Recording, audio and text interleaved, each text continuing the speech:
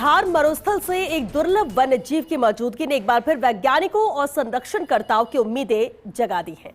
जैसलमेर सीमा में संकटग्रस्त कैराकल के रेस्क्यू के बाद अब उसका वैज्ञानिक अध्ययन शुरू किया गया है। रेडियो कॉलर के जरिए इस रहस्यमयी वन्य बिल्ली की हर गतिविधि पर नजर रखी जाएगी, जिससे इसके संरक्षण की दिशा में नई जानकारी सामने आने की उम्मीद है। ये रिपोर्ट देखिए। राजस्थान के जैसलमेर सीमा क्षेत्र में 23 जनवरी को एक अत्यंत दुर्लभ और संकटग्रस्त वन्य बिल्ली कैराकल के फंदे में फंसने की घटना ने वन्य जीव संरक्षण समुदाय का ध्यान एक बार फिर इस रहस्यमयी प्रजाति की ओर खींचा है।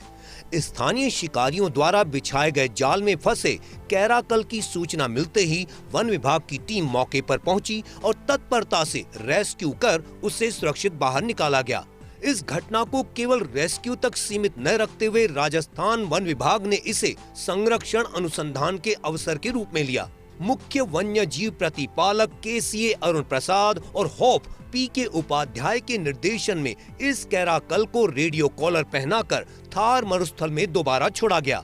राजस्थान वन विभाग पहले से ही वन्य जीव संस्थान देहरादून और NGO टाइगर वॉच के सहयोग से सवाई माधोपुर और करौली जिलों में कैराकल संरक्षण कार्यक्रम चला रहा है। हालांकि भारत में कैराकल की जीवन शैली, व्यवहार और पारिस्थितिकी से जुड़ी जानकारी बेहद सीमित है, क्योंकि यह प्रजाति अत्यंत एकांत प्रिय और दुर्लभ है। रेडियो कॉलर WII के वरिष्ठ वैज्ञानिक डॉक्टर बिलाल हबीब द्वारा उपलब्ध कराया गया है। यह कॉलर सैटेलाइट से जुड़ा हुआ है और हर 4 घंटे में कैराकल की लोकेशन CCF जोधपुर के पंजीकृत ईमेल पते पर भेजता है। इसके साथ ही कॉलर से निकलने वाले VHF सिग्नल को 5 किलोमीटर की परिधि में हैंड हेल्ड रिसीवर से भी ट्रैक किया जा सकता है। इस अध्ययन से कैराकल की आवाज सीमा, शिकार व्यवहार, मूवमेंट पैटर्न, मानव वन्यजीव संघर्ष और प्रजनन संभावनाओं से जुड़ी अहम जानकारियां मिलने की उम्मीद है। संरक्षण समुदाय के भीतर लंबे समय से इस प्रजाति के लिए कंजर्वेशन ब्रीडिंग प्रोग्राम शुरू करने की मांग भी उठ रही है।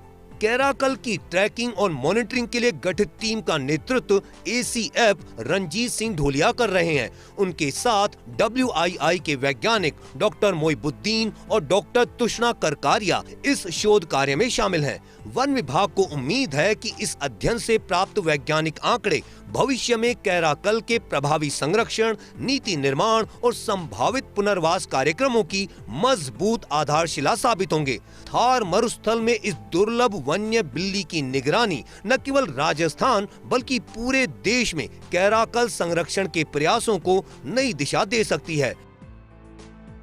कैराकल कंजर्वेशन के मामले में वन विभाग ने भी आपदा में अवसर तलाश लिया है। 23 जनवरी को जैसलमेर में एक कैराकल को फंदे में फंसा पाया, उसको रेस्क्यू किया। उसके बाद वन विभाग ने उसके गले में रेडियो कॉलर लगा के उसके कंजर्वेशन की तकनीक को अध्ययन सम्मत बनाने के लिए विशेष प्रयास शुरू कर दिए हैं। कैमरा पर्सन जितेश के साथ Nirmal Tiwari, first India news, Jaipur.